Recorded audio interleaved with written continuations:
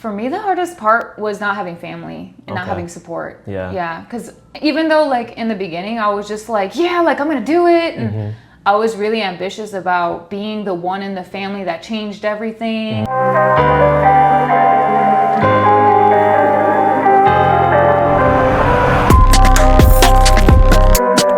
Hey guys, welcome to another episode of Minds Worth Noting. I have Jeanine here. What's going on, y'all? Good morning. It's been a pleasure of knowing her since we were kids. It's been a while, right? Middle school, Yeah. elementary, I think. Yeah, something like that. Yeah. But Janine's been pretty much, she was living in California. She's been through a lot. I'm pretty sure her story is crazy. And it is. Yeah, it's crazy. She's met so many different types of people. She was in the Holly Weird scene at one point in time.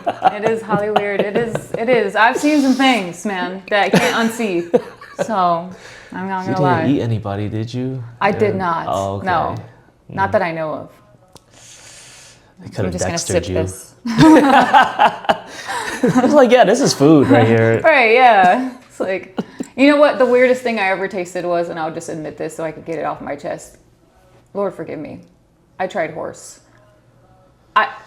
Listen. I worked at an Italian restaurant, and I don't know if it's And they supposed to be served horse? Not horse. It was an Italian restaurant. I think it was a garnish of sorts, unless they literally just played me and lied to me. They could have, because they were my friends, and they were probably literally playing me. But I hope it was, so. It was a texture I never tasted before, and it was just like a little sliver. It looked kind of like beef jerky, but it was like little slivers.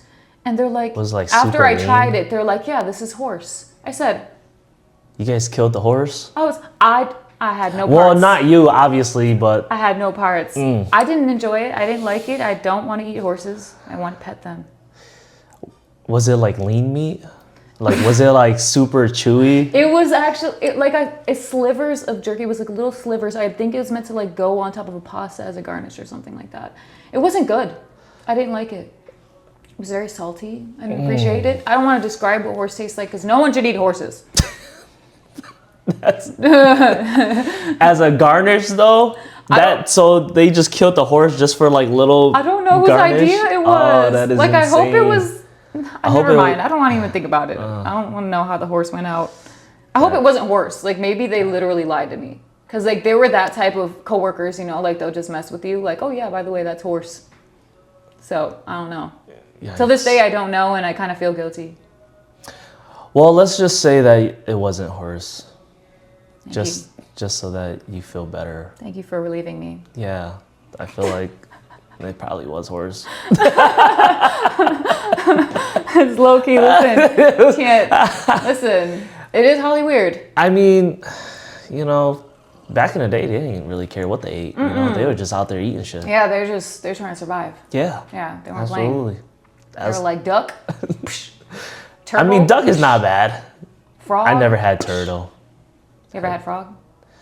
Yeah, it's like little. I don't know. I heard it tastes like chicken. It's just like small little meat.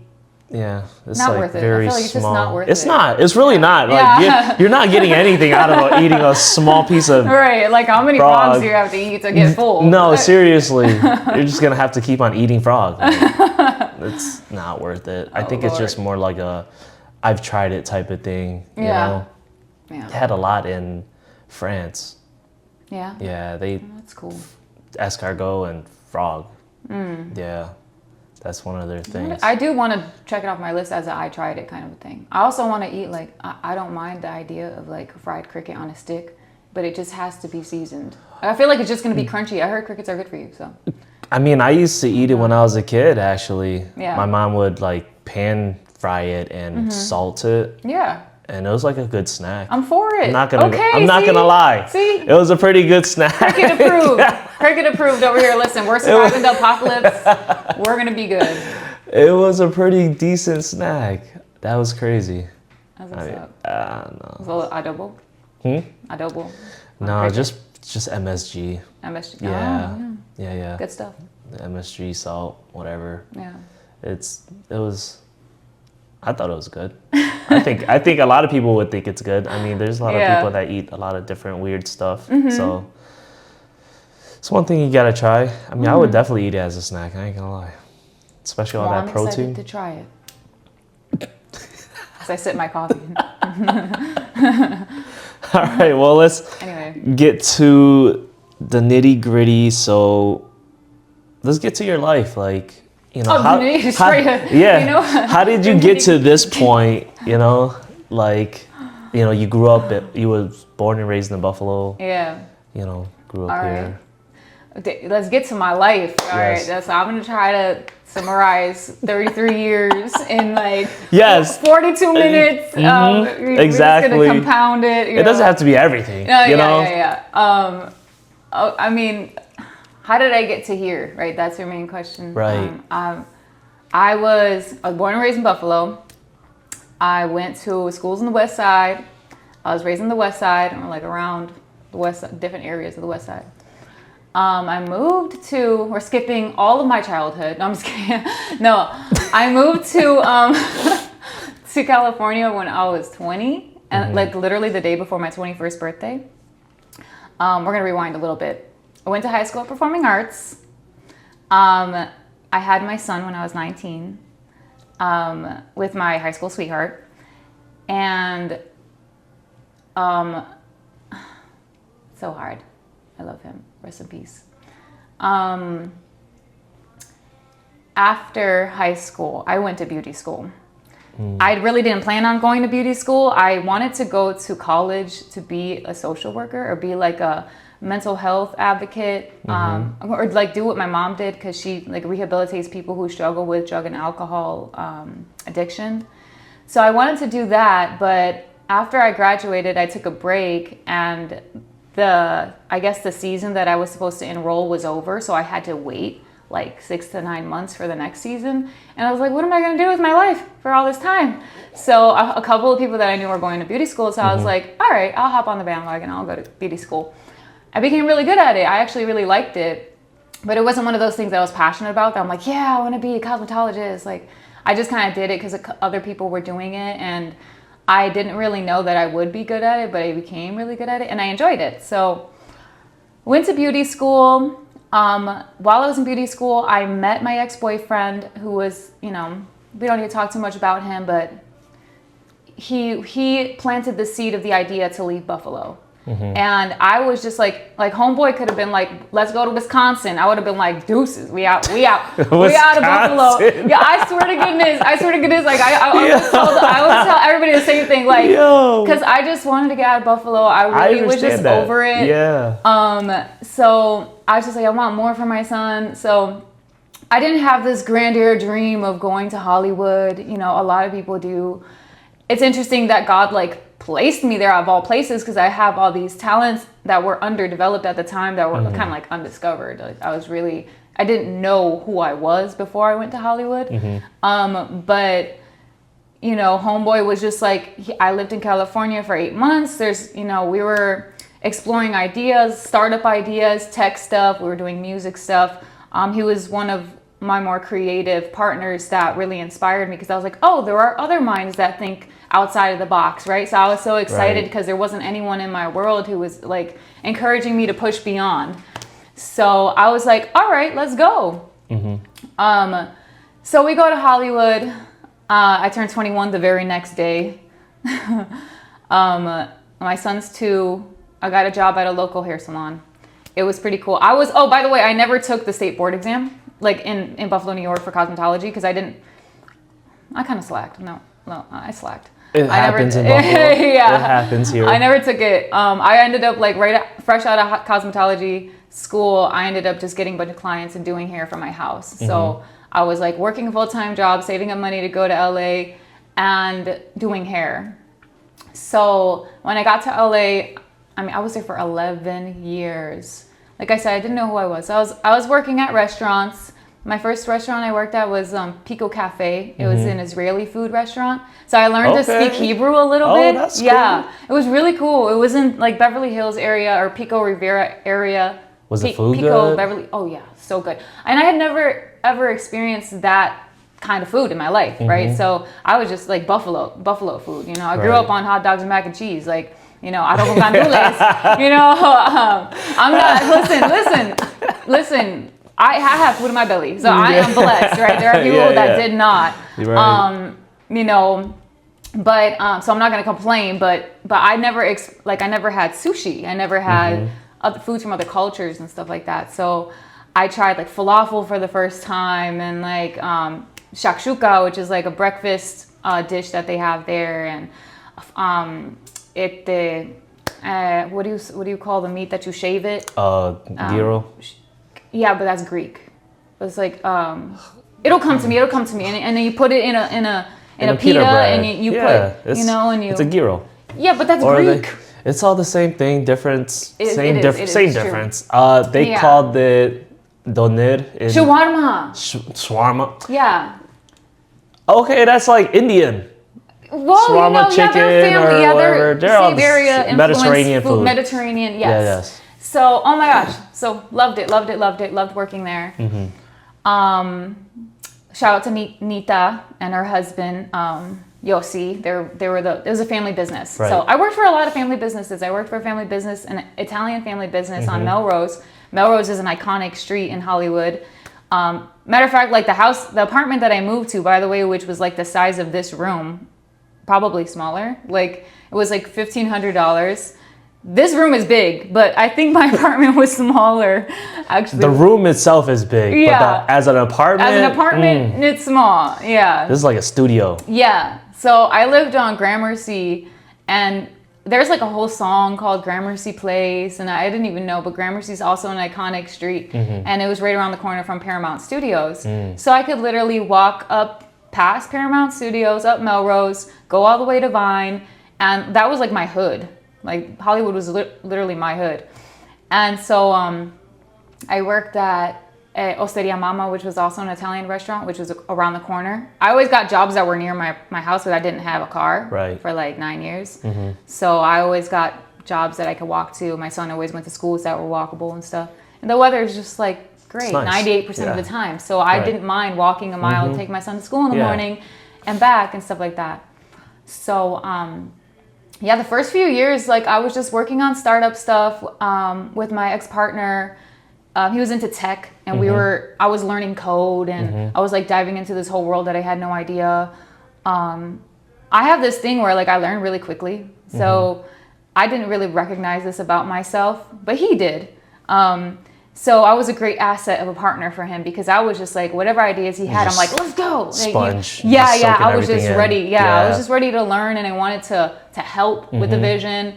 But I didn't know like that was an asset, that my value as a person yet. So we ended up like working on some startup that got a lot of, he was really good at like, what's the word? Like shock value marketing.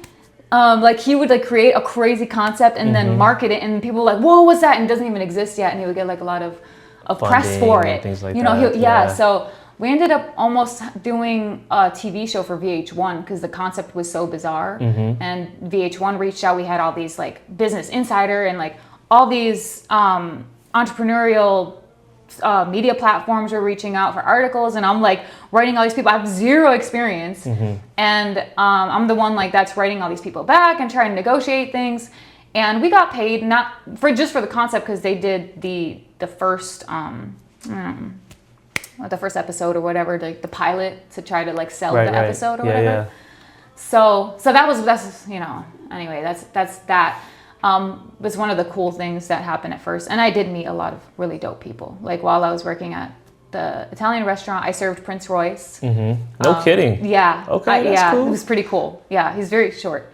He's a small person. Yeah. But he's dope. He was there with his girlfriend, and he was kind of just like, don't look at me. Who else was it? Rachel McAdams was there.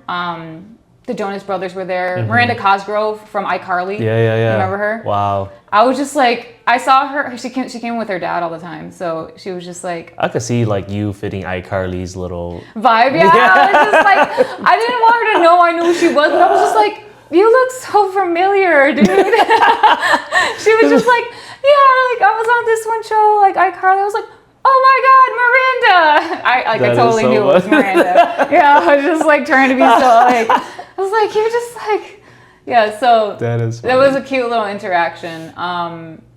Also, like this one dude from Whose Line Is It Anyway? Mm-hmm. I forgot his name. It sucks. Like he's an older guy from Whose Line, which is like it's a classic comedy stand-up. Have you ever seen it? Whose Line Is It Anyway? No. Yeah, it's like an old school. They do improv, Uh-huh. so it's like 5 guys on the stage and they do improv and they're hilarious. Yeah. So I asked to take a photo with him. He was the only person that I was brave enough to be like, "Can I take a photo with you?" So They do have an improv in Buffalo. You should go check it out. Yeah, I saw that. Yeah, I did it, and it was pretty fucking cool. Yeah. The guy that wrote skits for Key and Peele did a class there. No way. Yeah, that's dope. Yeah, it was pretty cool. Improv is fun. I tried it's so it. much fun. I tried it in Hollywood. My one friend Sam invited me. Mm-hmm. I'd never done it in my entire life. I was terrified, but it was hysterical. Like you just go with it. Yeah, you have to. Right, you go with it. So I was just like doing these motions. I was like doing aerobics, on the stage, and this guy's like in the Russian accent, like, why are you doing aerobics? Like I don't even know. It was hysterical. Yeah. I was like, what am I doing? People are very quirky. Yeah. Yeah. When I did it, I was just like, wow, this is different. Adult creativity. Like it's like your mind, you just wherever it takes you. Right. It's crazy. And you see like how you can see how people live their lives based on what they come up with. Yeah. And it's so interesting. And I'm just like, or it could be the contrary. It could be like what they don't get to do in their regular life. That too. Yeah. Exactly. Like, they want to be a different character. What they wish they could do and say, right. On their day-to-day at work. It's just all this like weird, quirky stuff bottled up, and they're just like, they're just like, So that was really fun. I think I did it like twice. I did background work, like back audience work. That's like a really regular thing in Hollywood. There's a couple of agencies where you can sign up and they send you like backstage and standing room only and stuff like that. You can sign up and then they send you notifications for audience work and you could get to sit in audiences. I think I sat in the audience. I did Bill Maher. Don't judge me. I sat in the audience for Bill Maher like 3 times. I sat in the audience for, forgot her name. I'll come back. I just remember I had a really good brownie brittle. I remember when I was waiting, like we were like waiting for the show to come on, and like everybody who was in the audience, they gave us brownie brittle, and it like changed my life forever. So that was good. I only had one at a time, but it tastes like, it's just burnt brownies. Yeah, basically. I got like bottom of the pan brownie. Yeah. I'm with it though. I like crunch. I love crunchy too. Yeah. It's just maybe the one I had was just like maybe like old. Yeah, it wasn't maybe. Like, so I did audience work. So you get paid to be in the audience? Yeah, there's some that you don't. There's some that you just sign up right. because you just want to be there and they need a live audience. So like Bill Maher's wasn't paid, but there were a couple audiences that were. There were. What did I do? This is going to be a little bit interesting, but I was on. There's a world record holder. This is kind of inappropriate, but for the person who could unstrap the most bras in a minute. So, I know. Okay.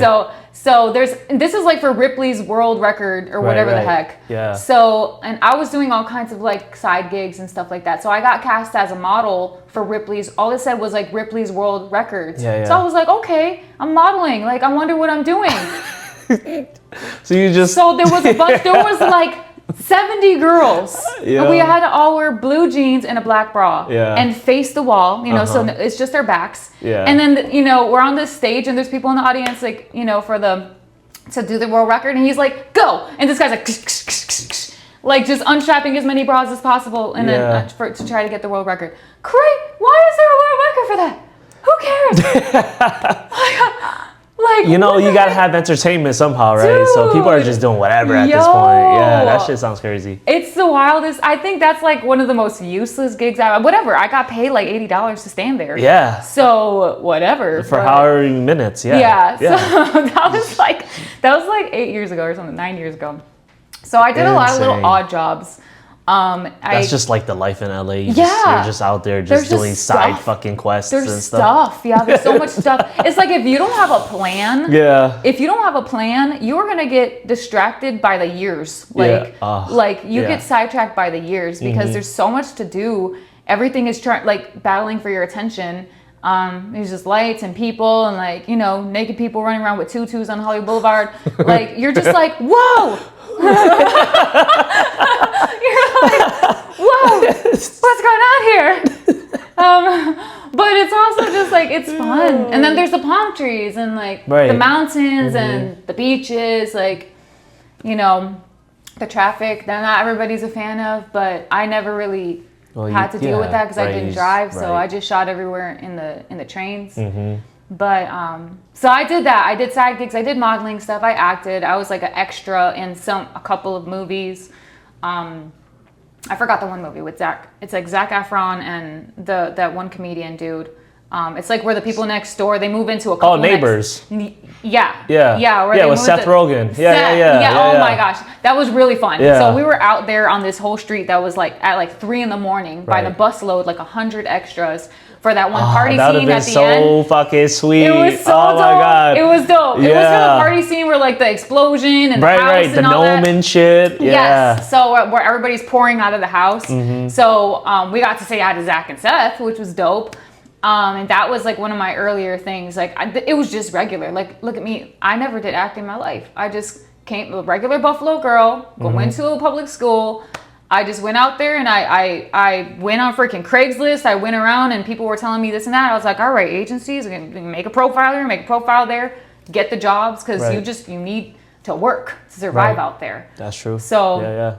I mean, you have the personality for it. It's not like, you know, some people want to do it, but then their personality is just not there. Yeah. You know. Yeah, I learned that. I was just like, I was an adventure seeker. I was like just trying to do whatever. All the little side quests. Yeah, it was a lot. So it was a lot.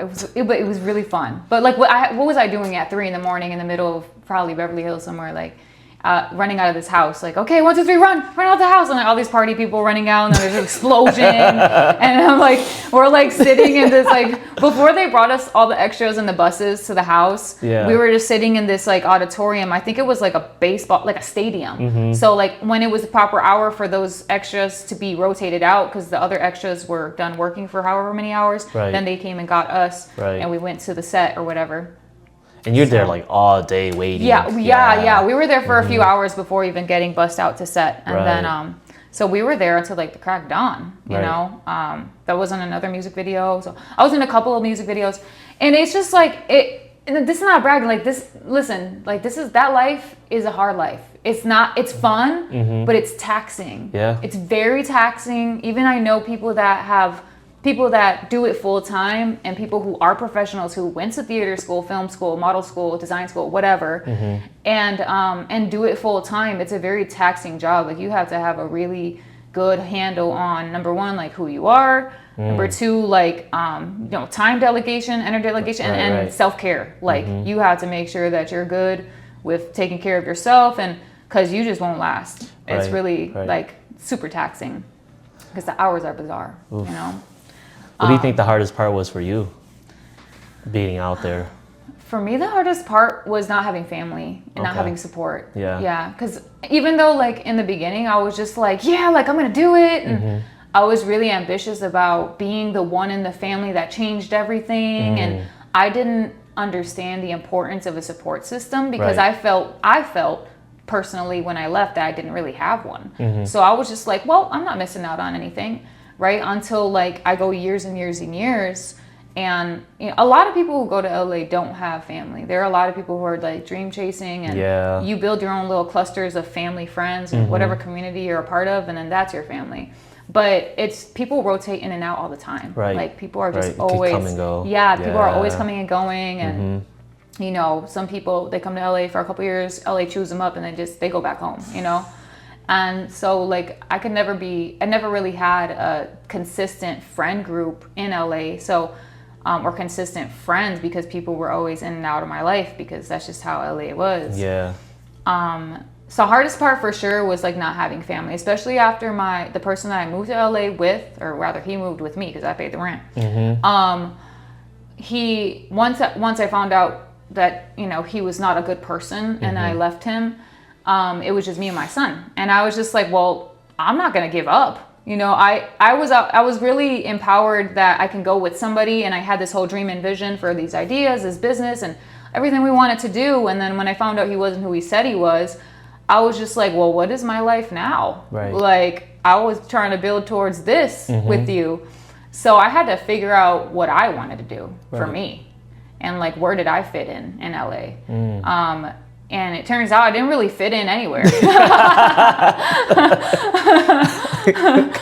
Low key, I didn't fit in anywhere. I'm not mad, but it just took mad long for me to realize it, you know, that I was designed, I am naturally set apart because of who God says I am. So I explored pretty much everything, like all kinds of industries, entertainment. I was a personal assistant to a few people, like this one dude from Dancing with the Stars. Somebody recommended me, and then I ended up being personal assistant to my dear friend, Miss Gordon, and she's just a wonderful person. And I was her personal assistant for like 4 or 5 years before coming back here. Yeah. I did like work with her, and I just got the opportunity, a lot of opportunities that I wouldn't have gotten here in Buffalo.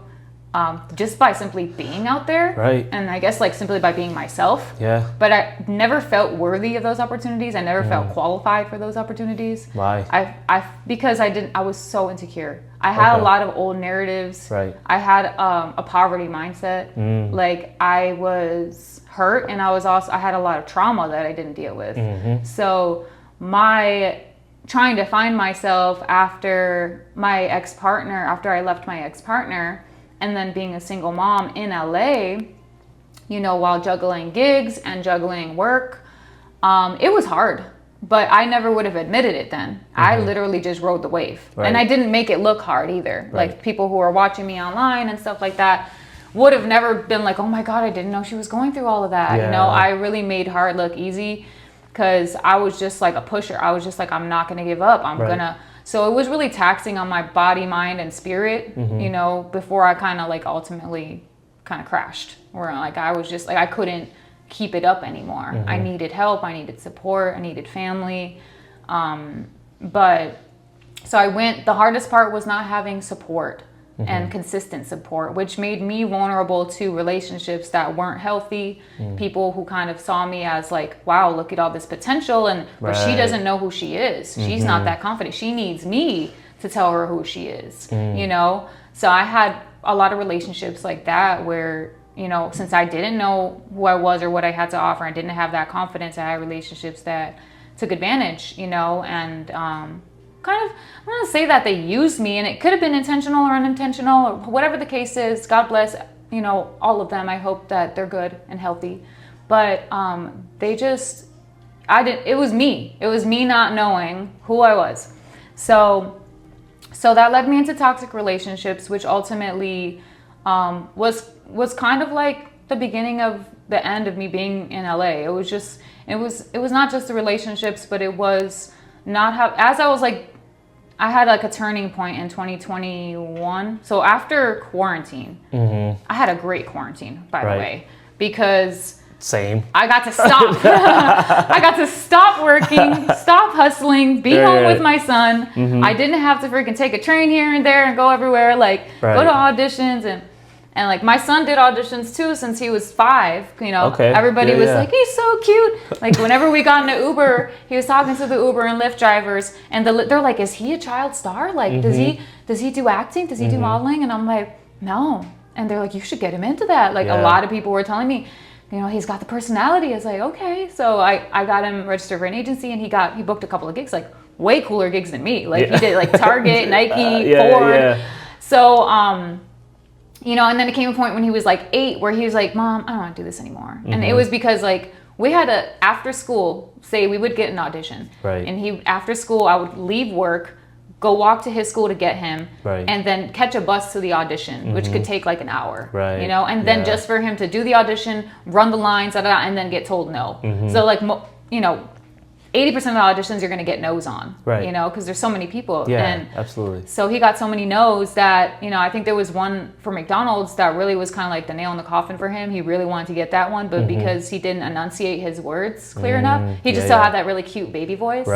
they didn't book him. Okay. So after that, he kind of was just like, "Oh, I don't really want to go to these anymore, you know? Yeah. And I didn't want to push that on him, even Right. though I was just like, you can do this, you know? Like, I really wanted it to be able to have him do it. And like, part of me was kind of just like, well, my son's going to make it before I make it. I kind of wanted to invest everything into him. Yeah. Like, okay, no, you got what it takes. Like, I was really like, and that's a lot of pressure for a kid. Absolutely. You know what I mean? Yeah. So for me, I was just, I still like, at that time too, I was really betting it all on him, which is not fair to him. Right. So I was like, okay, well, you don't have to do that. And it was a kind of a hurt for me because I'm just thinking like, yeah, my son's gonna be a millionaire. Like he's gonna make it, you know, and then we're gonna be good, you know. So I was just like, after he said he didn't want to do that anymore, I was like, oh crap. Like, I gotta actually figure out what I'm gonna do with my life. Like I gotta figure it out. So so that was hard, you know, but it took me some time and a lot of detours and a lot of mistakes and getting lost in different, excuse you, she just wants to be in the mix, getting lost in different like environments and stuff like that. But yeah, 2020, I had a great quarantine. And because I got to stop doing everything I was doing and be home with my son. I was cooking every day. I was dancing around. I was going to the beach. I don't care what they told me. I was outside. Like I was literally, I was like, nobody else is out here. I'm out here. Yeah. You know, I didn't get vaccinated. Don't care. Same. Don't care. That's okay.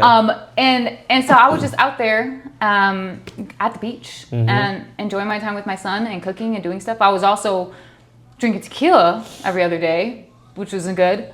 I wasn't getting drunk, but you know, looking back, I was smoking weed every day and drinking tequila every other day because I was like, what is life? You know, but I wanted to feel good and be home and whatever. But so I still wasn't at the point where I was like, I want to look at my trauma. I was like, well, the world is in shambles. I'm just trying to be good. Right. You know? Right. So, but it looked like a freaking ghost town in downtown LA. Like I lived in downtown LA when the riots broke out. I was coming home from the beach and there was hundreds, if not like thousands of people. I lived on Flower Street in downtown and we parked, we come around the corner and you imagine there's skyscrapers, you're in downtown LA, right? It's busy. There was so many people, there was sirens, there were tanks parked, there were helicopters chopping, like, and then we go, like we're walking around the corner and this riot of people started running towards us and they're like, run, because people, they started like doing flares, you know, tear gas, all types of stuff. Yeah, so it was crazy. It was right in front of my building. Right. So the security guard, like we're running in the opposite, we're walking the opposite way where all the people are running towards us, trying to get to my front door. Right. And then everybody's like, you're going the wrong way, and it was just literally a scene from like a freaking movie. It was insane. And so my poor baby was like really, he got scared, you know. And the security guard guided us to the front door. And we got upstairs and it was just like 3 days of nonstop helicopters and riots. And we go outside, all the buildings are boarded up. There's freaking like garbage cans burnt in the middle of the street. There was papers everywhere. It literally looked apocalyptic out there. That's crazy. It was insane. And I'm like, these are like streets that I walked every day, you know, like going to the store and my everyday life. So I was like, yo, this is cray. And then like going to the store for the first time and seeing like the 6 feet stickers on the floor. I was like, yo. Yeah. So quarantine in LA was bugged out. It was bugged out. Like, so, but you know, I took full advantage, but that was kind of like the time, since I had time for myself, I had time to reflect. I didn't have to be rushing off to my next gig. I got my EDD and I was just like, all right, well, I ordered myself some boxing gloves, some weights, and I started working out. We had a rooftop. I would take my son up there. We worked out, listened to music. I used to smoke a lot, but I did like yoga. I started finding like slowing down and getting into my body and like focusing on my wellness. And I was still kind of confused in the world because I was still like universe this, universe that. You know, I believed in crystals and energy and all that. And I was just, you know, California meditating. Vibes California vibes all the way. California vibes. Yo, I was just in my bathroom meditating on my yoga mat, just like, so, but that was like the beginning of my transformation, you know, because it was like, I got to slow down. And so I started focusing on my wellness. And then when the world started back up, that was like a really slow start. That was just like a motor, like, like a freaking Ford motor from the 80s or something. I was like, good, good, good, good, good, good, good, good, good, good, good. Like nobody could start life back up and just go back to normal. Right. Like, you know, what am I supposed to do now? Yeah. Like 90% of the gigs weren't the way they were before because social distancing. Yeah. And I had felt like my career as a dancer was starting to like peak right before quarantine because I was getting booked for music videos and I was doing all this stuff. I was so hyped and then everything shut down. I was like, yo, what do I do now? Like one, it was time for us to like go back to work and try to make something of it. So I had a little bit of housing instability after that because my roommate at the time, he was kind of like more proper, like, okay, well, how's the rent going to get paid? And I'm like, I'm a single mom. I'm not working. How do you expect it to get paid? Right. You know, like the world is shut down right now. So I think after that, I think I stayed with a friend for a little bit, and with my EDD money, I was able to save up to get my own place. So, but this was like, I had my place when I moved to LA on Gramercy, stayed there for a couple years, then found out partner was not a good person, left him, and then and got my own place on Virginia Street, which was still in Hollywood. And then I was there for 3 years and did Airbnb, and I met like people from over 100 countries. I hosted Airbnb in my extra bedroom, and that's how I made good money. It was dope. I loved it. My son was like the best little like co-host. He would just take people's suitcases and bring them to this is your room, and he was so cute. But I met a lot of dope people from all over the world doing that, because I was like, okay, if I can't travel the world, the world can come to me. I got to meet people from everywhere. You know, I made friends from other countries and stuff. So I did that for a little bit, and then I got into a relationship that was a little toxic, and kind of lost my housing stability there because like my priorities were not straight. And so I kind of like bounced from place to place in between that. So downtown LA was like a good starting point for me. I was there for like a year, but then it was time for me to not have a roommate anymore, and it was time for me to get my own place. So that was quarantine. So after quarantine with my EDD, I got my own place in K-Town, which is in Hollywood, and I loved K-Town, but that's the place I lived in before I came here. And yeah, that was the beginning of the end of my story in LA, but I like to say the beginning just in general. Because after I moved to K-Town, I got baptized. And then my life essentially that I built, that I thought I was building, like without God, because I was an atheist for like 7 years. I don't know if you knew that part. No. Yeah. That sounds crazy. Yeah, no, I was. The partner I moved to LA with was an atheist. So he was a heavy influence on me. Sense. Yeah. He was a heavy influence on me because I had a lot of trauma with family, and he kind of took advantage of the fact that I didn't have anyone. So I was very impressionable, and because I didn't know who I was, and I was kind of just like, he was my idol, you know? I was just like, okay, well, I'm all that I am because you see me, and you're the smart one, you know? So, and that's how it was for a couple of relationships after that too. Like I really didn't see. But then when I got baptized, and even up until then, there were a lot of people who spoke life into me. They were like, oh my God, you got so much. I'd be a millionaire if for every person who told me I had potential. I literally would have guap and I was getting sick of hearing it, honestly. I was just like, great. What do I do with it? How do I get there? Where do I start? Like, awesome. Yeah, I've heard that before, but I'm still broke. I'm still broke. Hey, how about, do you have an opportunity for me? Like what are you saying? Yeah, do you have something lined up? Yeah, do you know someone that needs my potential? Like, what are we doing here? Right. Just empty words at this point. Right, for real, dude. It got to that point. I was just sick and tired.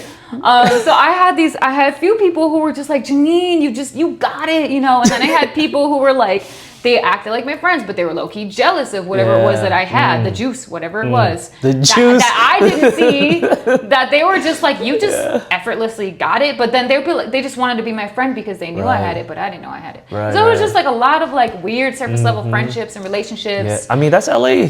That's LA for you. Hollywood, Cali, that's just how it is out there. I wouldn't summarize Cali, because Cali is a large state. Okay? No, I mean, I'm pretty sure it's like that everywhere in California. And it depends. For the most part, no. It depends. No, because there's California natives, you know what I'm saying? They built families, there's generations there, people that were like born and raised there and have all their family that were born and raised there. So I wouldn't like generalize. an entire population of people by one characteristic of like, oh, you know, surface level, or That's fair. you know, yeah, I wouldn't say that they're all like that, because I've met great people, great hardworking people, families that were good people and very supportive to me, you know.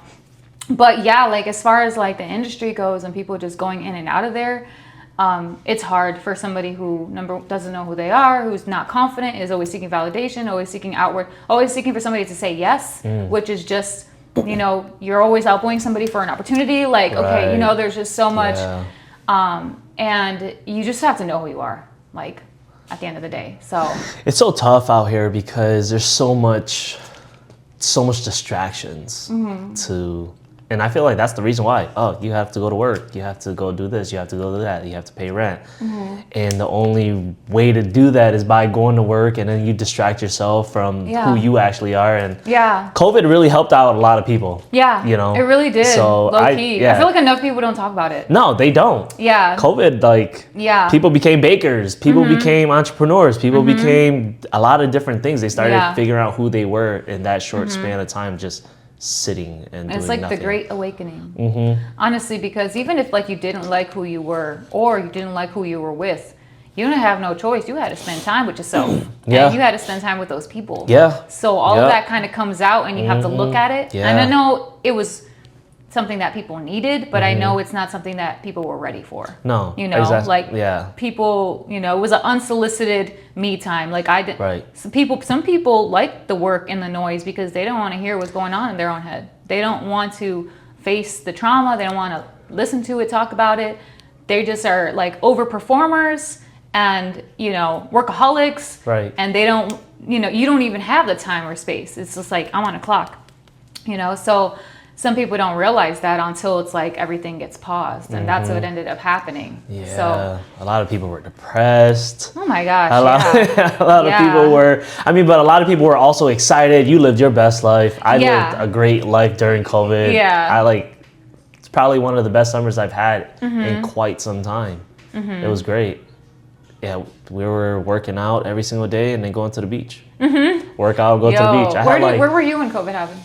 I was here, I just bought my property in West Seneca in 2020, and I just moved in, and I'm just like, dang, COVID just happened. And actually, I was in February, I went to Hawaii. We were out there for like a few weeks, and that's when everything just started shutting down. COVID was just happening, and I'm just like, what the heck? You were in Hawaii for COVID? Yeah, and then, but like, I was still able to come back home. Some people got stuck there. I was one of the few that was able to come back home, but it was so great because once I came back home, I just started doing a lot of different things. I started working out every single day. I started contacting people, and then we just started having a group of people to go work out, go hiking, go to the beach every single day. I love that. So it was just like, you know, we were outside. Literally. Yeah, literally. We were outside. We had a bunch of people at Hoyt Lake. We were doing laps, running stairs, you know, doing our calisthenics. And then later that day, we would go to the beach and have a great time, drink and barbecue, even though we weren't supposed to barbecue. But we did yeah. It was great. You know, I have a top porch or a patio. I was outside every day, I'd bring my TV out there and I was just watch a movie on my top patio. And I was just like, dude, this place it's like, I love that. The neighborhood, well, not just that era, but like that neighborhood. I still love my neighborhood. It's a really, really nice neighborhood. You know, old people, and it's very quiet. Very quiet. I mean, they can be nosy, peaceful. But it's very peaceful. Yeah. You said West Seneca? Yeah. That's what's up. Yeah, super nice. But you know, I think my time is coming to an end in Buffalo too. So I plan on fixing it up and then heading out west. I need to get into the nature. Sunshine. Yeah, the sunshine. I love the sun. You know, like oof. And then just the mindset and the people. I need to broaden. I need to get out again. Expand your horizons. Where west are you thinking? Arizona. Okay. Yeah, but I have to have my 4 seasons. So there's a place in Arizona called Flagstaff, which is next to like the Snow Bowl. Okay. So they have 4 seasons, and you know, you can go snowboarding and skiing and hiking, and you do a bunch of different things. I love that. very close to a lot of different areas. Whether I go to Nevada, Cali, Colorado, Right. You know, New Mexico's right there. Yeah, that's You know, fire. there's a bunch of different things out there. So, Yeah. yeah. That's a good spot. It's a perfect spot. I think for me, everybody is different. You know, some Yeah. people want to be on a beach. Some people want to be. I'd rather take a mountain before a beach. You know, okay, in my okay. opinion, Yeah. I love mountains. Yeah, me too. You know, so Me too. I'd rather do that. Beach is risky. Like, I love the beach, but I want to be able to go there and then leave. I don't want to be near a big body of water. Like, you know, just for, you know, apocalyptic purposes. Like, we need to be on higher ground. Oh yeah, absolutely. You know what I'm yes. saying? Like, apocalyptic purposes. Yeah. Oh yeah. Definitely want to be know. on a mountain. Yeah, we wanna be on a you have mountain. all the resources. There's a bunch of lakes in the Yeah, area. you're good. Yeah. Everything you need. Yes. I literally like. I want to hike. That's one thing I miss about Cali is hiking. Did you go to Yosemite a the air. lot? I didn't. I didn't go to Yosemite. I went to Big Bear. I went to Big Bear. Okay. That was really cool. I hiked the Hollywood Hills. It's not the same. Like, I hiked Runyon Canyon, which was like the neighborhood hiking spot, which is right next to Hollywood Hills. Yeah. All the time. And that's a hike and a half, but that's like your regular hike. That's like your, you know, everyday Hollywood person who lives near Hollywood who wants to be fit. That's just what they your do. morning thing. You know, like, so yeah, I miss that so much. Like, cause there's so much nature, the air. I know people talk about the smog, but when you're hiking in the hills, like there's so many plants, like the air is different. I miss the air of like nature. Right. Same. Yeah. Yeah. I love smelling pine trees. Like when I was riding my bicycle through California, when I did my bicycle ride. Dude, I saw that. I was like, he what? Yeah. Just all nonchalant. Like, I didn't know, because I was peeping. I was like, okay, what's this do about? Like, talking about you went from all the way to San Diego? San Francisco. San Francisco, one of the sands. Yeah, one of the sands. But yeah, it was, you know, going through California, you just smell all those fucking pine trees. You're like, oh my God, this smells so good. And that's why I love the mountains, because, you know, so much nature. It's so good. You know, you're breathing actual air. You know, you're not in a concrete jungle, and it's just like giving it back to you. Yeah, the plants, the flowers. I miss the flowers. There was just a lot of native California flowers just in your everyday neighborhood. I lived in K-Town, and we had this ginormous lemon tree. Like, there's an area called Lemon Grove around our neighborhood in K-Town. But there's just lemon trees. There's passion fruit flowers and passion fruit trees. There was an avocado tree on our property. The lemon trees were like this big, dude. Like, literally size of a small baby's head. Like, they were. That's how big the lemons were? The lemons were enormous, and it was year round. Wow. Year round. There was never not lemons on that tree. So I would always send Izzy downstairs, and they had like those big sticks, like to grab the fruit. And I always sent him downstairs, like, go grab me a lemon. Like, if I was making steak or lemonade or whatever, he'd go grab me a big old lemon. And they were heavy. I just miss them so much. They were so good. And it was our own personal tree, because we lived in a gated community, and there was a beautiful fountain. We lived like in a 100-year-old building, and the building, it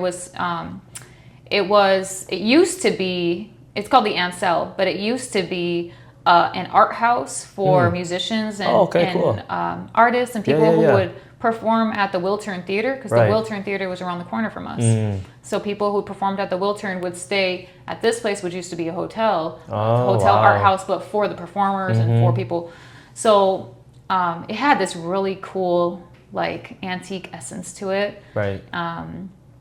It also felt kind of spooky at the same time, you know? I believe it. Yeah. So it was dope. And then they had this beautiful fountain, and it was gated. So we had our patches of grass, our lemon tree, avocado tree, and all the palm trees. Oh my God. I would just go out there, like, lay a freaking blanket out there and just lay under the freaking palms, and it's just like heaven. It was a vibe. I love that. And I feel like for the rest of forever, I could always go back to the Ansel. I feel like that is my home. Like, that is my little patch of paradise that not a lot of people know. Like, if you know, you know it's there.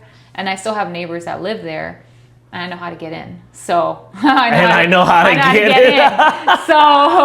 So if I need to, like, get through the bush and get into my little patch of paradise, like, they won't even know. Like, I'm literally a neighbor for life. So yeah, that's so funny. I just loved it. It was so beautiful. No, because there have been times that I left, I forgot my door code, or the door code wasn't working. And I had to, like, push myself through the freaking, because it wasn't gated. It was like a, what do you call it, bushed? You know? So I, like, would wedge through the side of the bush to get in. So listen, I have my times. I don't care. I've hopped a few fences in my lifetime. So, yeah, dude, I was in K-Town, and that was where I was before I got here. I got baptized, and like this whole facade, my pride, who I thought I was, everything started crashing down. I kind of like really had like a mental spiral because I was just like, what am I doing here? Yeah. You know, I had a lot of visions and dreams and aspirations, and like I have all this like, I'm like, you know, I was getting it in pieces throughout the years as far as like my business goals and my nonprofit goals, and I was getting my visions in pieces, but because like my heart wasn't in the right place and my spirit wasn't in the right place, I couldn't figure out how to piece it together. Right. So I had all these puzzle pieces, and I was like a mad woman, just like, you know, I had like journals and journals of writing and dreams and ideas, and like I'm also self-taught, so like I watched so many videos, YouTube, you know, real estate, freaking dude, everything, business, marketing.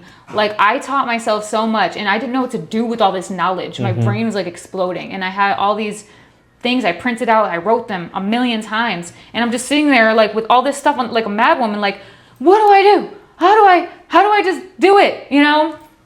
And it was like I didn't know how I was gonna do it, and I didn't have the support system.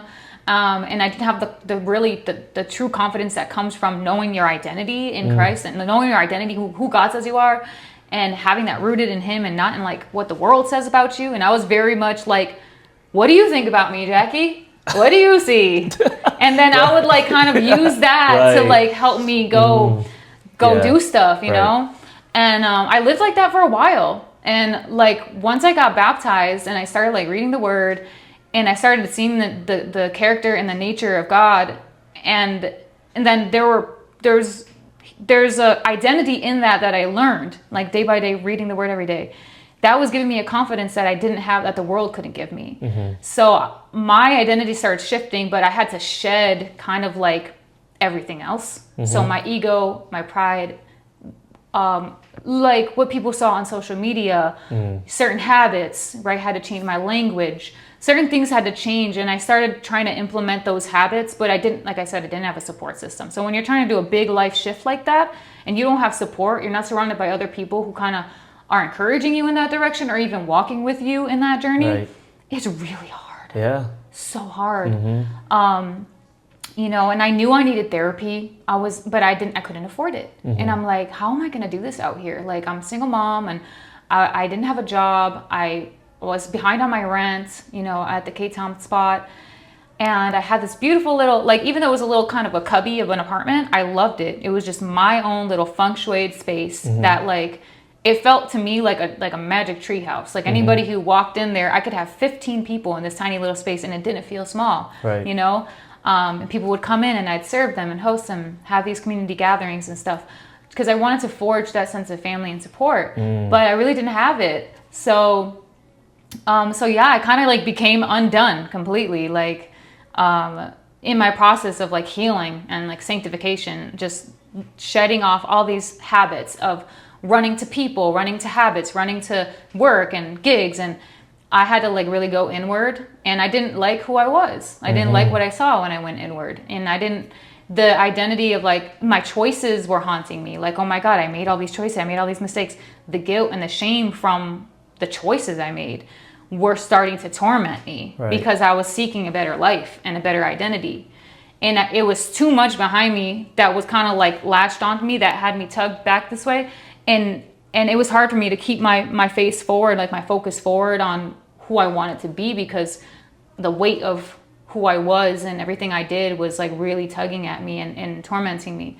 So then, you know, the idea of coming back to Buffalo was God's idea, because it wasn't mine. He kind of planted that idea somewhere in that space of me being in K-Town for those 2 years. He's like, go back home. I was like, hell no. No, Lord, respectfully.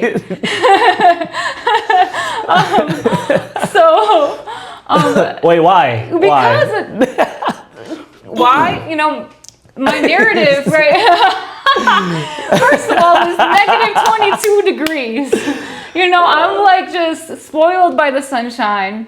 Right. I had this narrative that literally part of why I fled Buffalo. I was 20 years old. I had my son when I was 19. Yeah. So everything before that, right? I didn't get to experience the college life, the teenage life. I didn't have like a carefree childhood. Right. I had a childhood that I carried a lot of burdens very young. I was a caregiver. I did a lot of things very young. So I was the idea of leaving when I was 20, my narrative and my concept, my thought process about why I left was like what I carried for 8, 9 years, 10 years. It was just like, I'm not going back to Buffalo. There's nothing for me there, because that's what it was when I left. There's nothing for me here. I have no one here. No one supporting me here. My family doesn't believe in what I believe in. They're closed-minded. I'm not. I'm the black sheep. Like, all those things was my narrative for years. Right. So when God was like, oh, go back home, I was like, no. Like, because I had this concept that was just like, absolutely not. It's cold. Like, there's nothing. This is LA. That's Buffalo. And I dissociated. I didn't want anything to do with being here. I mean, I get it. Yeah, I was just like. Sometimes you got to come back though to get back to your roots. Dude, that's literally the whole point. Yeah. I was like an unrooted little butterfly with broken wings. Like, I was not rooted, and that's precisely like what I needed to do to come back here, was to get rooted. Yeah. And a lot of people think that, and it's okay to kind of have that characteristic of like, I want to be, spontaneous. I want to travel. I want to do things. And I'm a butterfly. I used to call myself a feather in the wind, right? But a feather in the wind could land you in a pile of dog crap. You know what I'm saying? You know what I mean? Like, you don't want to be a feather in the wind. Like, you want to have direction. You want to have a direction. You want to have a goal, like an aim, Yeah. And it's okay to have fun along the way, but you have to know who you are, what your purpose is, what are you aiming at. Right. So, my feather was all jacked up. So exactly like you said, I needed to get rooted. And so, with my tail between my legs and like kicking and screaming, I kind of like lost it emotionally in LA and was like, I can't, sorry if he scared you, come here, Tui. I was like, I can't do this anymore. I got to get out of here. Are you allergic to cats? No, I have a cat at home. Okay. Yeah. I was just like, I had to get out of here. And I kind of got to a desperate point where I was like, I felt like my life was spiraling. I didn't know what direction I wanted to go in. It was overwhelming. Like, it was kind of it was almost like a fear. Like, it was like a voice screaming at me, like, get out of here, because you're not going to make it, like, mentally, Right. And very scared. I was just like, I packed up 6 suitcases, kind of abandoned my entire apartment, furnished. And then in the week prepping for that, I just didn't have the wherewithal to even get the furniture out of my house. That's how not emotionally stable I was. Yeah. And I just started like hitting up neighbors and people that I knew that were moving into their own apartment. I was just like, hey, come grab whatever you want. You need this, you need a pillow, you need shoes. I had so much stuff. I was like, come grab whatever you want. Come shopping in my house, because I can't take all this stuff. And I packed 6 suitcases of like the most important things and necessities and important documents. And then I just like left. And I did not have a plan. I didn't. It was kind of like a survival thing. Like, I felt in my spirit, if I don't leave here, I'm kind of spiritually endangered, because I was so vulnerable.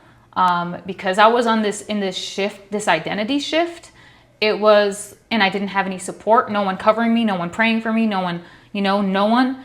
I was just like, I need to go where I have people. Right. Even if those people are the very people that I feel like caused me a lot of harm. Like, because I had this narrative, against my family, and this all of this like unfaced trauma that I never dealt with, talked to anybody or anything. So once I, kind of came to God was like, you need to go deal with that. You need to go look at that. And I didn't want to look at it. I wasn't ready. And he sent me here, not ready, And I became completely undone. I got here. I was completely depressed. I was hiding in my room. I didn't want anything to do with life. I didn't want anyone to know I was here, because I was just like, dude, I'm thirsty. I've been talking for so long. No, but I'm like, dude, I didn't want to be here. And so, I was depressed, dude. I was like, I didn't want my friends to know, or anyone who followed me on social media, who saw all the things that I did. Right. Like, oh, where's Jeanine now? Like, I thought some people were just going to laugh at me or be like, oh, well, anyone who was like wishing on my Downfall. demise was just going to be right. And they're like, oh, look, she came right back to she's Buffalo. Back to Buffalo. And, You know, they always say that. They're like, it's the Buffalo Boomerang. yeah. They're like, oh, people that always leave, they always come back. Always come back. So it took me like a year to reacclimate. And I was depressed for like a year. I was having thoughts, bad thoughts, right? The voice of the enemy who wanted to like really destroy me spiritually, mentally, emotionally. Any hope that, you know, in the Bible it says that God takes what the enemy meant for evil and he turns it for good, right?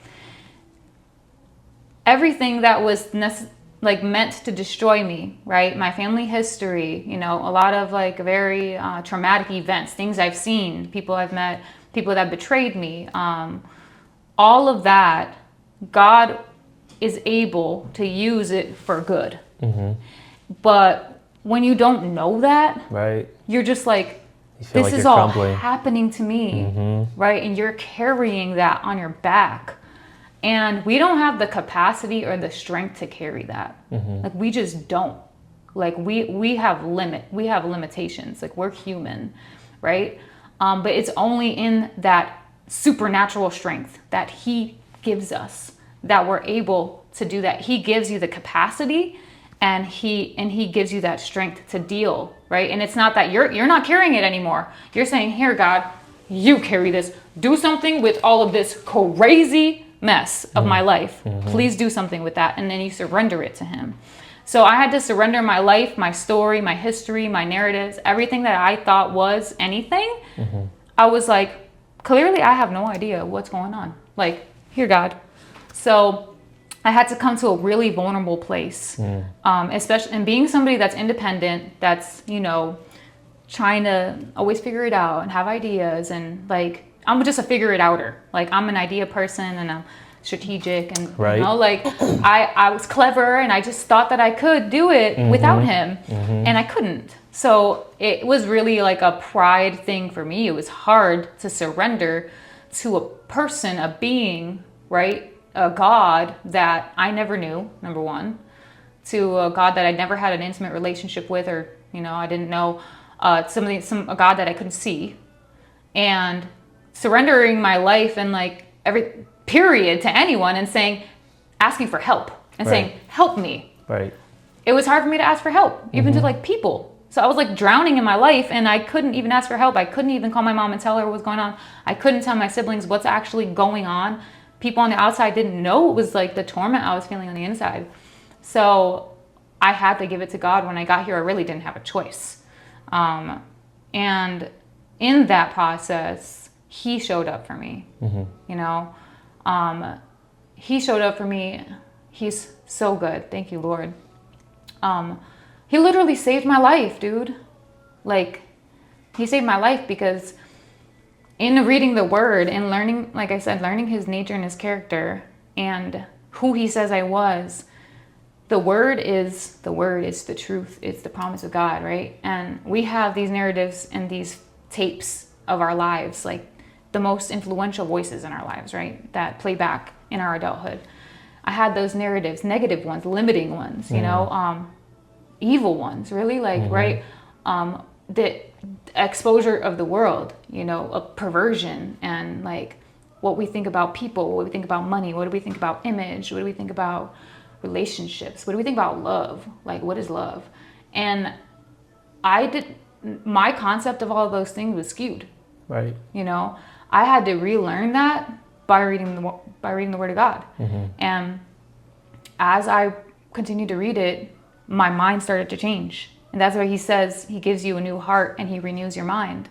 So I was replacing the narratives of my life and my history with the Word of God. And as that happened, my life got better. You know, my mental health got better, my spiritual health got better. Started taking care of myself, started showing up every day. I started like kicking that intrusive thought that, you know, was trying to make me guilty and ashamed of how I left LA. And, you know, what people would think and all that stuff. I had to be like, no, like today, you know. I read a book that I always tell everybody about because I love this book by Dr. Wayne Dyer. It's called Your Erroneous Zones. I read it. Actually, I listened to it. It's only like an hour and some change. I listened to it 3 times because that's how influential this book was for me. But he said that guilt is a useless emotion. And guilt is like what robs them of their present, you know? It's always like guilty, like I didn't do the laundry yesterday, guilt, right? You know, I didn't say I'm sorry to that person, guilt, you know, like I was late, whatever. It could be something from small to something so big, like, wow, for 10 years I was a drug addict and I put my daughter through all of this suffering and now I'm trying to be a better person. But for 10 years she suffered guilt, right? You know, like that guilt robs you of the present moment of being able to be better and do better because you only have today and right now, right? Yeah. But the enemy wants to keep you in your past. So it took me, you know, it took time for me to rewire and like kind of heal over the last year. The first year was just like me healing. Like I had a mental breakdown. I lost it all. I had to start from scratch, living in my mom's house. And then I got a job. I had to start humble. I had to work at Tim Hortons. I had to swallow my pride and be like, oh, but I used to make $100 an hour teaching salsa classes, and now I'm gonna go work at a measly Tim Hortons for freaking $15 an hour. Like, you know what that feels like, you know. And then I'm depressed, so I'm eating donuts every day. I'm like freaking getting over here. Listen. Getting unhealthy, depressed. It was nuts. Like I was just like, dude, what am I doing here? That is funny. God. And then, dude, it was so depressing that even, first of all, Tim Hortons doesn't play music, and I need music to like live. Right. So it was depressing already because they didn't play music in the building. And then one day I'm like and I'm over here like, okay, this is my spark of hope. I'm just making coffee, you know, got to start humble. And I was showing up to work, man, just serving the best coffee I could serve, okay? And I'm over here whistling, making a coffee. And this one old man walks up to me. He goes, wow, you're whistling? He goes, wow, you know, you're so positive. Oh, that's not gonna last long.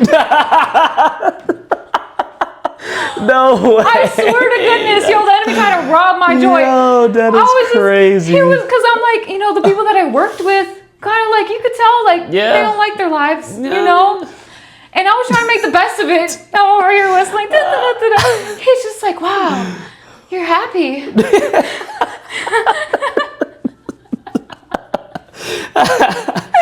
like, crazy. That won't last. I was just like, this dude. Yeah. I was just like literally taken aback. I was like, goodness. You know, people, it's just like that little tiny bit of joy, right? Like, he's just basically saying, like, you're not going to last here because it's depressing here, you know? That's so funny. But stuff like that, you know. So I had humble beginnings here, and then I worked at a restaurant that was stealing my tips. I won't say no names, but I'm getting my money. And I quit the restaurant there. Yeah. And from there, I ended up getting a job at City Hall.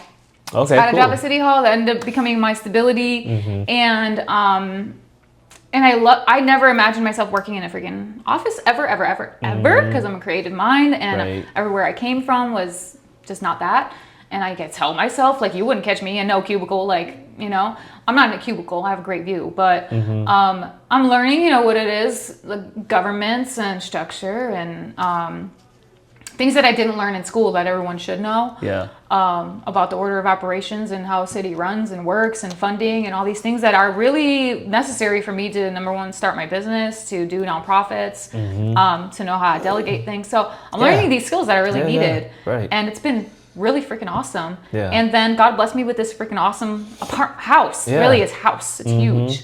So I went from having a tiny little cubicle in LA to this huge 2-story house with 2 bathrooms, 3 bathrooms, you know, 3 bedrooms. And when I moved here, I didn't know what the heck to do with myself. I'm like, yo, this is too much space. But I was able to furnish it with the help of friends and neighbors, and I'm very resourceful. So there's this Facebook group called Buy Nothing. If you don't know about it, it is nationwide. And your neighbors who are getting rid of things, who are moving or who need things, it's a giving group. So people give away everything from furniture to like cans of beans, like you clothes and all this stuff. Yeah. Furnish my space. And I've been living for the Lord ever since. I wrote a book called Prescripture, which is right there, where I talked about my journey from LA back over here. That was my first assignment, was like write the book. And I had a lot of time in City Hall when I first got there. So when I wasn't answering phones, I was writing my book because I just had so much time, there. Yeah. So I published that in December. And I have a couple of nonprofit initiatives that I'm working towards. I just launched my website, nolabel.com, which is a brand that I've been developing for the last 4 years. Like, remember when I said, like, I was like, what do I do with all these pieces? Right. No Label was one of the visions that God gave me back then. But because I wasn't, aligned, I didn't know how to put it into motion. I thought I was going to be serving people in LA, but it turns out I'm doing it here. So that's for me, that's like a brand that I want to grow and scale globally. Like that's my goal for that. And it's a faith-based brand that basically is rooted in identity. And it's no label. So, and it's called No Label because we carry all these labels of the world. We carry like whatever anybody says to you that sticks on you and now you want to wear it, limiting beliefs, whatever the case is. I didn't want to be put into a box. That was like one of my hardest conversations was anybody in LA being like, so what do you do? I hated that conversation because number one, I was not confident, but I did all kinds of things. Right. So I didn't want to say, oh, I'm a model. I do this, I do that. Like, I didn't want to have to just give myself a label. And then whenever they see Jeanine, they just think, oh, she's that. Right. I was just like, no, I do lots of things. I'm an artist. I'm a singer. I'm a poet. I'm a dancer. I'm an entrepreneur. Like, I don't want to carry one of those labels. I'm all of it. Like, and God, most of all, I'm who he says I am, right? Which is like, I'm free, I'm saved by grace, I'm loved, I'm chosen. So it's a faith-based brand where I'm going to do apparel, I'm going to do media, content, just around the word of God, around identity, encouraging people, hopefully be able to do talks and do workshops. And with some of the money that I get from those profits, be able to pour into the nonprofit initiatives that I have, which are to help like single parent households and bridge the gap between like estranged fathers from their adult children who have like really hard backgrounds. Right. That's one that I have. And then my dance class, Ritmo Libre, which is focused on like the wellness aspect of dance, like dance for healing kind of a thing. Right. So I teach salsa and I do that. So that's just some of the few things that have led that I'm starting to pour into right now with my time while being here. And I'm only 2.5 years back in Buffalo. There you go. So I mean, I think you're doing pretty well. Yeah. For yourself. But it's like, it just goes to show what can God do with a very small amount of time, with a very small amount of faith. He can move mountains. Right. So, I went from being depressed and hopeless, essentially, like, I'm doomed, you're doomed, we're all doomed. Like, I promise you, that was my mindset. I promise you. Like, I came here with zero hope. You can ask, not a lot of people know this, but now you all know. But that's what I thought. And now he's like, literally, I had a dream about this house. Like, I have a spiral staircase. Right. And I journal my dreams. So I had a dream and I journaled it. I drew a picture of the spiral staircase. I forgot about that journal entry. I moved in here and I'm like reflecting on my journal, reflecting on all the, and I freaking see the picture of the spiral staircase. And I look up and I'm like, that's funny. I dreamed this. Yeah, that's crazy. Yeah. Wild. So yeah, I'm parched, but now you know my life story. Some of it, but yeah. And I think it's super dope that you're doing this. No, I think it's super dope that you've been through all this and you're still figuring out how to help others, get there as well. Because a lot of people they go through a lot, and then, even though they help themselves, they don't help others. They just kind of just help themselves. And that's okay. I mean, that's their life. That's what they want to do. But you're doing great. I mean, as far as like nonprofit initiatives, you're supporting nonprofits and things like that. That's what your goal I'm is? Starting these ones. The ones that I mentioned are the ones that I like. And there's one called RadFam. RadFam is to support single parent households and equip them with tools to help to strengthen them as single parents, but also like social emotional tools for the kids and stuff like that. So I want to do workshops, wellness and fitness stuff for the parents, bonding activities for the parents and families. And then same thing with the fatherhood initiative, you know. There's a lot of estranged fathers that were affected by the whole like heroin wave, right, back in like the 80s. Yeah. And like that generation, I feel like is like the forgotten generation of men. And those men, I believe, you know, who like their children are the ones that suffered those years of traumatization or abandonment or just not having their father in the picture, Right. And had to go through their adult life without them. Maybe, and some of those fathers maybe were in prison their whole life, or Right. maybe now they're recovered, but they're estranged and they live alone, and they don't know how to even build that bridge with their Right. adult child, because their adult child has so much anger and resentment for them being gone, Right. a lot of blame. So I feel like that generation of men has kind of been forgotten, and I feel like I believe that like healing that relationship, bringing those men back into their roles as fathers for them.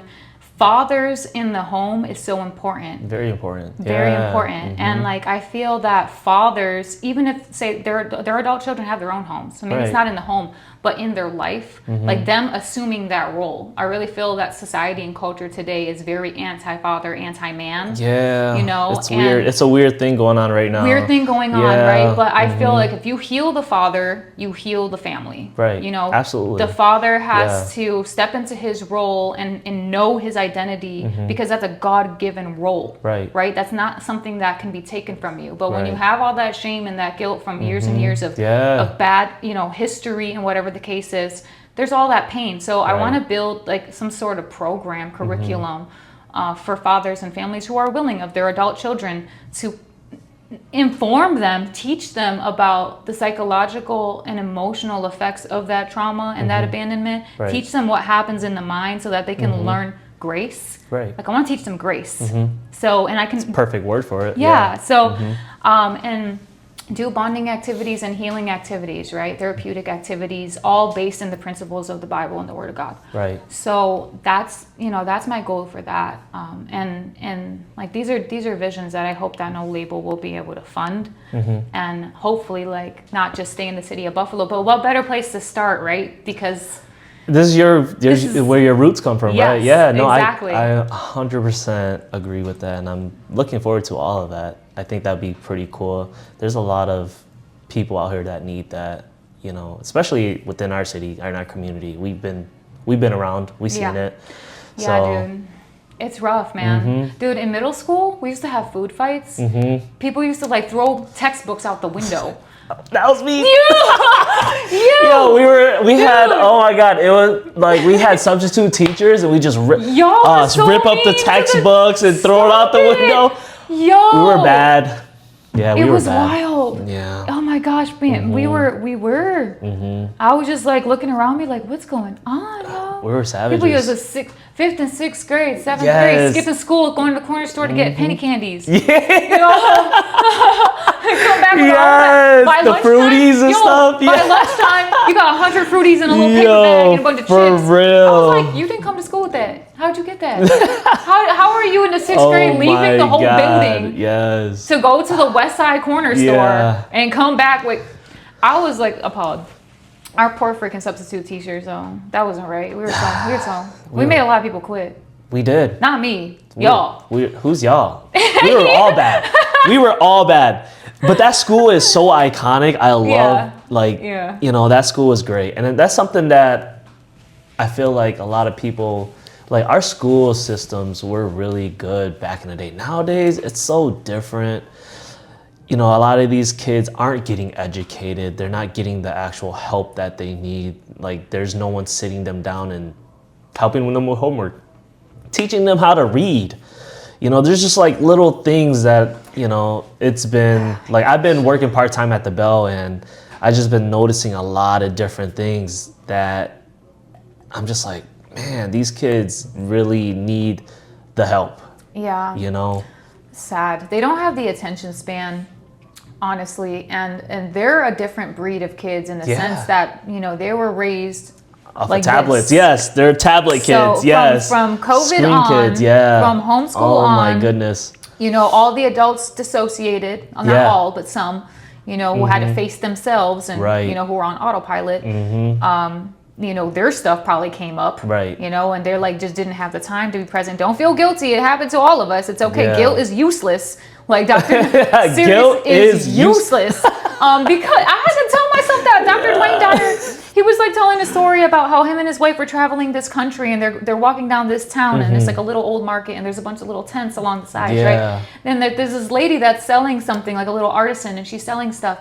And she's like, come buy my, I don't know, artisans, and whatever. And they're walking, he's walking by with his family and his wife. And then he walks past the tent, and then the lady goes, nobody likes me. Nobody buys my stuff. Nobody ever stops in my tent, right? And then the wife kind of like stops, and she's like, I think we should go buy something from her from the tent. Yeah. And then he was just talking about like how fascinating that guilt drew you to make a decision, a choice. Right. It's so influential. Right, So yeah. the same way that guilt can draw you to make a choice, guilt could also stun you from making a choice. Right. Right. So I just thought, I want to be useful. Yeah. Right. I want to be useful. I want to do things that are of use and of service to other people. If guilt's not going to help me, then I have to boot it. Right. Which means that every intrusive thought that came into my mind as I was rewiring my mind, which was very often, by the way, this is work. Okay. It's going to be a long time. It's work. Yeah. But every single time a thought came into my mind, you're not a good enough mom. Guilt.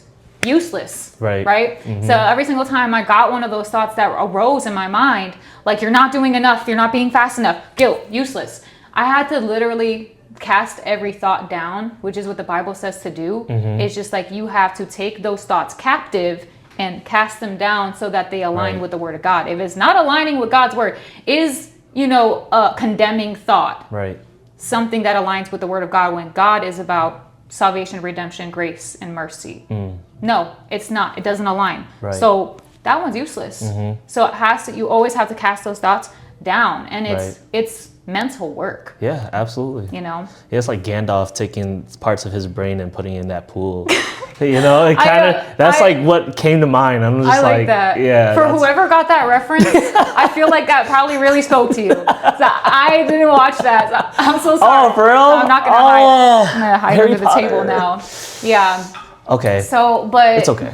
But yeah, that's what I had to do, man. And it's just rough. Like, we're out here. We're West Side kids. Yeah. Like, yeah. Okay? Like, don't let the pilgrim dress fool you. Okay?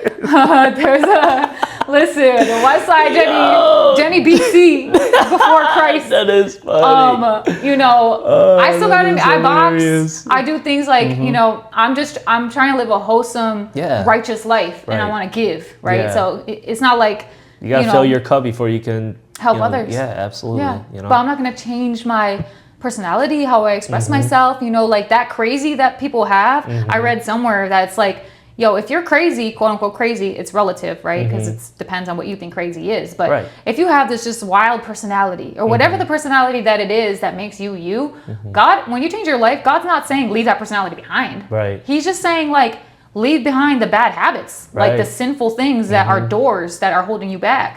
He's not saying like leave behind how you express yourself or whatever the case. Like it's just, it's the sin really. He's telling you to turn away from that part. But everything else, like, so I think a lot of people get it twisted. Like, oh, you change your life, you become a Christian, and now you have to just be a saint. Like, it's Easter, okay? It's Easter. And I will dress like this every day.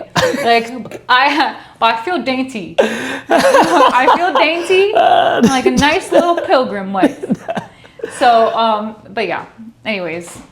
No, that was, you got a lot going for you, and that's great. And I'm looking forward to, also work with you because I do plan on starting my own nonprofit this year. But besides that point, like, did you want to promote your prescripture here? Well, now that you're holding it in your hand, I have a book. It's on Amazon. It's $22. It's $4.44 on Kindle. If you want to purchase it, it's called Prescripture. Just merging the words, scripture, which is the word of God, and prescription, which is, health meds, whatever the case is. And it's kind of just a soul guide, It kind of walks you through your emotional wounds. It draws a bridge between, your physical, emotional, and mental ailments, and like biblical parallels to those things that are, how do you say, practical. They're not like, you know, just fluff. Right, like it's like, no, these are things you can put into practice, along with my testimony is kind of weaved in. So with every section I address like the skeletal system, the mental system, ailments of identity, you know, smell. So it kind of goes through the body system, all of the physical systems, your nervous system, and it gives parallels along with a little piece of like story time about my personal experience with that system. Right. So you could see like, no, this is real life, and this was an applicable thing that I did that changed my life. So so there's, you know, it's not an easy story. Like, it was hard writing this book because I had to look at a lot of stuff. I can only imagine. Yeah, I had to look at a lot of stuff that was hard to look at and process. I cried writing it, you know, but it really freed me because it was like years of generational trauma that you carry. And it's because of people not telling those stories, being too ashamed to tell those stories, that the next generation has to carry that pain.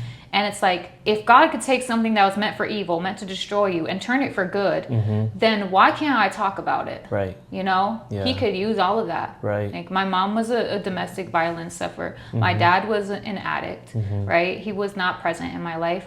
How's my relationship with my mom now? Great. God has been healing that relationship since I got back. It was not hard. It was not easy at first. My dad, completely clean, restored. You know, a lot of people would never forgive my dad for his history and have that grace. Same thing with my mom. But that's why we need God. We need the grace of God, because we don't have the capacity to forgive without his grace, right? So it's just so important. And like, I'm grateful for my parents now, but there were things that I needed to talk about that really kind of shook up the ground, you know, and stirred some people up in my family. And I knew that's what was going to happen when I wrote the book. But God told me to do it 3 times. So I listen to my God when he tells me to do something, because in my obedience, look where I am. Right? In my obedience, being radical. If God says, go out to the middle of the street right now and stand there for 5 minutes, I'm going to go do that. If he says to do it barefooted, I'm going to do it. Like, because he's my God, right? Like, your father knows what's best for you, even if you don't know what's best for you. Right. And sometimes that requires radical obedience that puts you in situations that are very uncomfortable. And but it's in that obedience, in me saying yes to him every day, and me saying, I'm going to deny myself every day. These are my urges, right? I want to smoke. These are my urges. I want to run. I want to go do something. I want to distract myself. I want to go help others so I don't have to deal with my own stuff. All of my urges I had to reject, and I had to resist and deny myself in order to be obedient to God. Right. And in doing that, I was able to be saved. And I'm not perfect. You know, nobody is. Only Jesus Christ himself, okay, who died on the cross and rose on the 3rd day today. Happy Easter. Okay. Hallelujah. Love him. Love him. But really, like, it's only through him that we have that grace and that capacity to forgive. So that's what people need, is grace. Yeah, I think we don't give each other enough grace at all. Yeah. You know, and I was just reading something. I'm reading The Mastery of Love by Don Miguel Ruiz right now. Oh, nice. Yeah. And it's, you know, he talks about a lot of different things. And one thing that stuck was, like, when we get into some type of disagreement with someone, we're not talking within the present. We're talking within our traumatic experience from the past. You know, and a lot of people think that this moment is, they're never within this moment. They're never within the present. They're always cycling through the past and what happened to them. So they never can really talk and speak within the present. Yeah. It's always about the past and their experience and their traumatic experience. So, you know, it's we all have trauma. We're all trying to heal. Yeah. You know, in some type of way. Yeah. So, that journey is so important. Yeah. Like, taking the time to go through that, because, like you said, like, you're just kind of regurgitating, or you're on really like a cycle, or you're just in a response cycle. Right. You're never really super present. So it's like, Yeah. all these old wounds, you know, somebody pressed a couple buttons and now all this rage is coming up and you're responding in this way, but it's really not an appropriate response for what actually just happened right now. Right. You know, and just like you and I are like having this conversation, right? It's like, it's just like clear streams of consciousness and like we can be here. There's people who can't do that because they're just so concerned on like, what is this person thinking of me? Right. You know, what is, you know, they're analyzing every word and trying not to be judged. And people just are literally petrified of judgment. They're afraid. You know, fear. You know, it's either like there's two main base emotions, fear and love. And then fear has everything within it. Jealousy, agony, you know, all these different emotions, anger, you know. Yeah, and then you have love, which people, you know, the best way to control someone is through fear. Yeah. And that's what the world has done for us. Like the physical realm, we are so fearful of everything that our life is based on, you know, how we move, how we do anything is based on fear rather than love, you know. Yeah. If you actually took a chance on doing what you actually love, maybe your life would be a lot better. Yeah. Well, the Bible says love conquers all, right? So, like you said, in this world, fear is conquering all. But that's the enemy's main tactic is fear. Exactly. Yeah. It's the only way to control someone through fear. He wants to keep people stuck. Right. So there's only one way out of that stuckness, and that is the blood of Jesus. Get into the Word. Like I will preach because you saved my life. I wouldn't be here looking at you, talking to you today, if He did not save my life. Because I was in a place, I had suicidal thoughts for the first time in my life. I felt unworthy, you know. I felt like a failure. I didn't want to be here. Right. I didn't think there was a purpose for me. And there is. And there's a purpose for each and every one of us. Absolutely. Yeah. Yeah. Well, this was a great episode, great conversation. Yeah. Any last words for the viewers while you're here? Jesus loves you. I love you. Jackie loves you. Definitely love you. He definitely loves you. He's a great servant. And I love that he's doing this. Support his channel and his podcasts. He's going around interviewing people, having like meaningful conversations, just to share wisdom. And I think that's super dope. Yeah. But that's it. If you need prayer, hit me up. I go to Prince of Peace Church. Shout out Prince of Peace. And that's it. I love my city. I love LA. I'll always love LA. That's my home. My second home. That's it. I miss my peoples out there, yo. And I love my son. And rest in peace, Junior. Jose. R.I.P. Junior. Jose Vasquez Jr., son of my father, is resting with the Lord. And it is sad as it is, I have peace knowing that we're going to meet again. And I wouldn't have that peace if I didn't know Jesus Christ. So that is that. All right, cool. We'll see you on the next episode. Bye.